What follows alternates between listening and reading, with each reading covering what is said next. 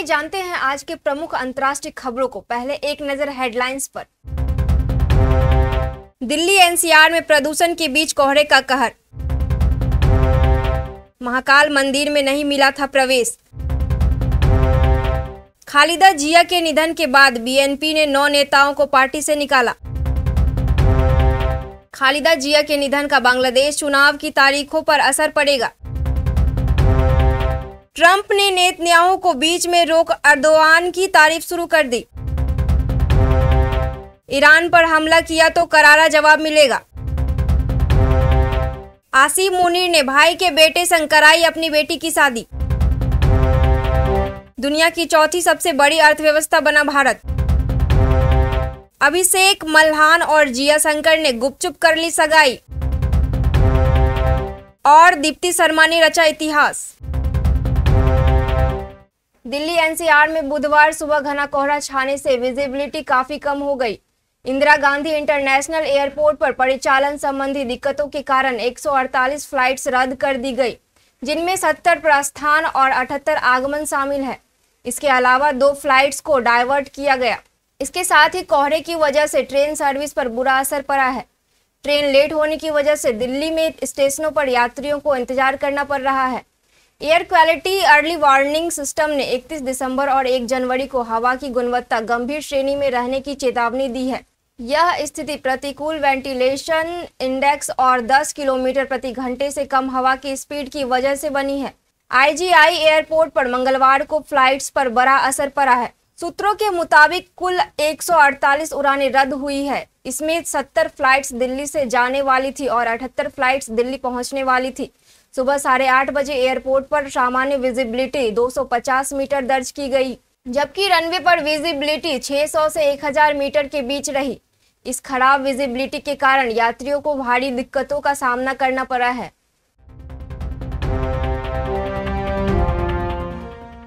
मुस्लिम परिवार से होने के बावजूद असद खान की बजरंगबली के प्रति गहरी आस्था है। वह शिव भक्त भी हैं। असद बताते हैं कि वह पिछले दिनों उज्जैन में भगवान महाकाल का दर्शन करने गए थे, लेकिन कुछ लोगों द्वारा पहचान लिए जाने के कारण दर्शन नहीं कर पाए। तभी से वह आहत थे। उन्होंने सनातन में वापसी का निर्णय ले लिया था। सोमवार को असद ने वाराणसी में सनातन धर्म में वापसी की। गंगा के बीच में नाव पर 21 ब्राह्मणों द्वारा मंत्रोच्चारण के बीच असद की घर वापसी कराई गई। वह शुद्धिकरण प्रक्रिया के बाद अथर्व बन गए। असद ने इंटरनेट मीडिया के माध्यम से काशी के ब्राह्मणों से अपनी घर वापसी संस्कार के लिए संपर्क किया था। असद की घर वापसी का अनुष्ठान कराने वाले आलोक योगी ने बताया कि पहले असद का शुद्धिकरण किया गया, उसके बाद पूजन कराकर उनके घर वापसी की प्रक्रिया पूरी की गई और उनका नामकरण किया गया। उन्हें नया नाम अथर्व त्यागी प्रदान किया गया। बांग्लादेश नेशनलिस्ट पार्टी ने 9 नेताओं को पार्टी से निष्कासित कर दिया है। इनमें बीएनपी की राष्ट्रीय कार्यकारिणी के अंतर्राष्ट्रीय मामलों की सह सचिव रूमीन फरहाना भी शामिल है। एक रिपोर्ट के मुताबिक बीएनपी ने निष्कासित किए गए नेताओं पर आरोप लगाया है कि वह पार्टी के फैसलों का उल्लंघन कर रहे थे और स्वतंत्र रूप से संगठनात्मक गतिविधियां चला रहे थे। पार्टी के वरिष्ठ संयुक्त महासचिव रूहुल कबीर रिजवी ने मंगलवार को एक बयान में निष्कासन की घोषणा की।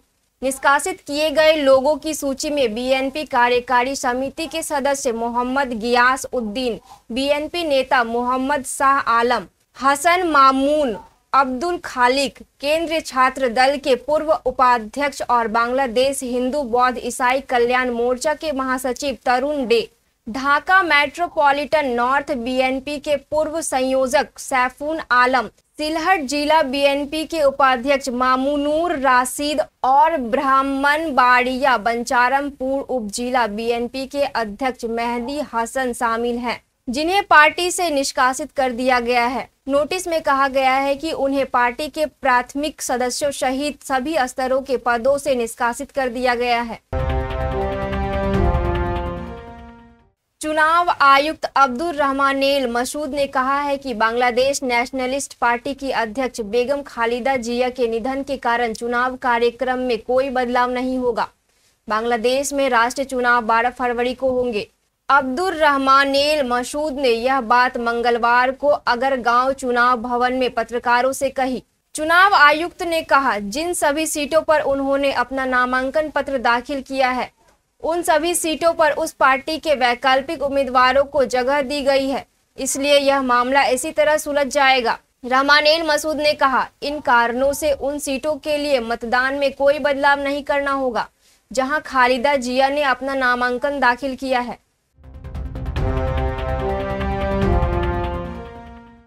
तुर्की के राष्ट्रपति रेचेप तैयब एर्दोआन इजराइल के प्रधानमंत्री बिन्यामीन नेतन्याहू को आए दिन आड़े हाथों लेते रहते हैं। इजरायली प्रधानमंत्री भी एर्दोआन पर निशाना साधने में चूकते नहीं हैं। लेकिन सोमवार को ऐसा मौका आया जब अमेरिकी के राष्ट्रपति डोनाल्ड ट्रंप ने बिन्यामीन नेतन्याहू के सामने ही एर्दोआन का तारीफ शुरू कर दी। यहां तक कि ट्रंप ने वैसी बातें भी कही जिन्हें लेकर इजराइल असहज रहता है। ट्रंप ने यहां तक कह दिया कि वह तुर्की को F-35 फाइटर जेट देने पर गंभीरता से विचार कर रहे हैं। इजराइल ने अतीत में तुर्की और अन्य पड़ोसी देशों को F-35 लड़ाकू विमानों की संभावित बिक्री को लेकर चिंता जताई थी।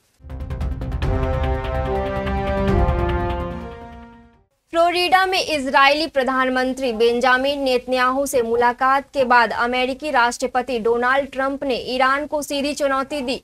उन्होंने कहा कि अगर उसका बर्ताव सुधरता नहीं है तो परिणाम बहुत बुरे होने वाले हैं। इसका जवाब ईरानी राष्ट्रपति मसूद पेजेश्कियन ने सोशल मीडिया के जरिए दिया है। उन्होंने दावा किया है कि ईरान किसी भी हमले का सख्त जवाब देने को तैयार है। अमेरिकी राष्ट्रपति डोनाल्ड ट्रंप के संभावित हमले की चेतावनी के कुछ घंटों बाद राष्ट्रपति मसूद पेजेश्कियन ने एक्स पर बिना किसी का नाम लिए अपना जवाब पोस्ट किया। महज एक वाक्य में उन्होंने अपनी बात रखी और दावा किया कि हमलावर को पछतावा होगा। उन्होंने लिखा, किसी भी हमले पर इस्लामिक रिपब्लिक ऑफ ईरान का जवाब कड़ा होगा और हमलावर को इसका अफसोस होगा। पाकिस्तान के army chief general Asim Munir की बेटी महनूर की शादी 26 दिसंबर को उनके फर्स्ट कजिन अब्दुल रहमान के साथ हुई। यह शादी रावलपिंडी में पाकिस्तान आर्मी हेडक्वार्टर में हुई, जिसमें देश के टॉप पॉलिटिकल और मिलिट्री के लोग शामिल हुए। हालांकि इस सेरेमनी को काफी प्राइवेट रखा गया और कोई फोटोग्राफ भी जारी नहीं की गई। इस शादी में पाकिस्तान के राष्ट्रपति आसिफ अली जरदारी, प्रधानमंत्री शहबाज शरीफ, उप प्रधानमंत्री इसाक डार, ISI चीफ और पाकिस्तान सेना के अन्य सदस्य, रिटायर्ड जनरल और पूर्व चीफ भी शामिल हुए। अब्दुल रहमान आसिम मुनीर के भतीजे हैं। उन्होंने भी पाकिस्तानी सेना में कैप्टन के तौर पर काम किया है और बाद में सेना अधिकारियों के लिए आरक्षित कोटे के तहत सिविल सर्विसेज में शामिल हो गए और अभी असिस्टेंट कमिश्नर के पद पर हैं। भारत ने जापान को पीछे छोड़ते हुए दुनिया की चौथी सबसे बड़ी अर्थव्यवस्था बनने का गौरव हासिल कर लिया है। एक सरकारी विज्ञप्ति के अनुसार भारत की GDP वर्तमान में 4.18 ट्रिलियन अमेरिकी डॉलर तक पहुंच गई है। अनुमान है कि भारत 2030 तक जर्मनी को भी पछाड़कर दुनिया की तीसरी सबसे बड़ी आर्थिक महाशक्ति बन जाएगा। मजबूत घरेलू खपत और कड़े संरचनात्मक सुधारों के दम पर भारत दुनिया की सबसे तेजी से बढ़ती प्रमुख अर्थव्यवस्था बना हुआ है। वित्त वर्ष 2025 से 26 की दूसरी तिमाही में भारत की वास्तविक GDP 8.2% बढ़ी, जो पहली तिमाही के 7.8% और पिछले वित्त वर्ष की चौथी तिमाही के 7.4% से अधिक है।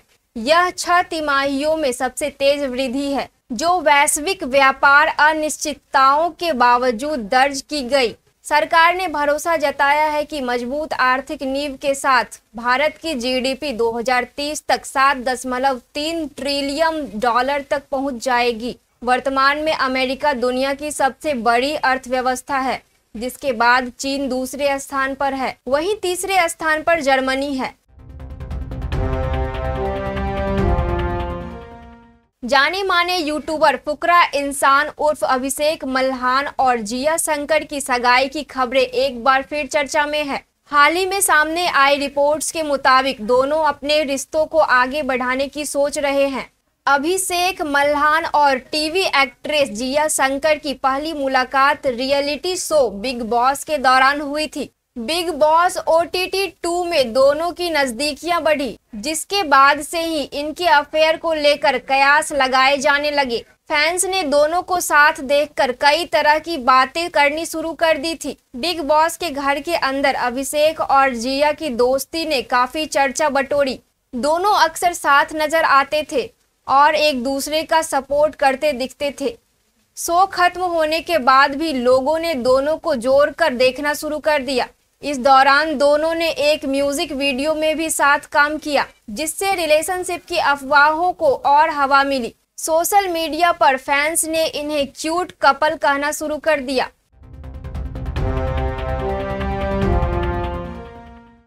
कप्तान हरमनप्रीत कौर की जुझारू 68 रन की पारी के बाद गेंदबाजों के शानदार प्रदर्शन की बदौलत भारत ने मंगलवार को तिरुवनंतपुरम में खेले गए 5वें T20 अंतर्राष्ट्रीय मुकाबले में श्रीलंका को 15 रन से हराकर सीरीज में 5-0 का क्लीन स्वीप पूरा किया। इस तरह भारत ने विश्व कप जीत के बाद अपने शानदार साल का अंत शानदार जीत के साथ किया। वहीं इस मैच में दीप्ति शर्मा ने भी एक शानदार रिकॉर्ड अपने नाम किया। दीप्ति शर्मा महिला T20 अंतर्राष्ट्रीय में सर्वाधिक विकेट लेने वाली गेंदबाज बन गई है। दीप्ति ने इस मामले में ऑस्ट्रेलिया की मेगन सट को पीछे छोड़ दिया है। दीप्ति के T20 में अब 133 मैचों में 152 विकेट हो गए हैं। दीप्ति ने श्रीलंका के खिलाफ इस मुकाबले में सिर्फ एक ही विकेट लिया, लेकिन ये एक विकेट उन्हें उपलब्धि हासिल कराने के लिए काफी था। दीप्ति महिला T20 अंतर्राष्ट्रीय में 150 विकेट पूरे करने वाली पहली भारतीय और ओवरऑल कुल दूसरी खिलाड़ी बन गई थी।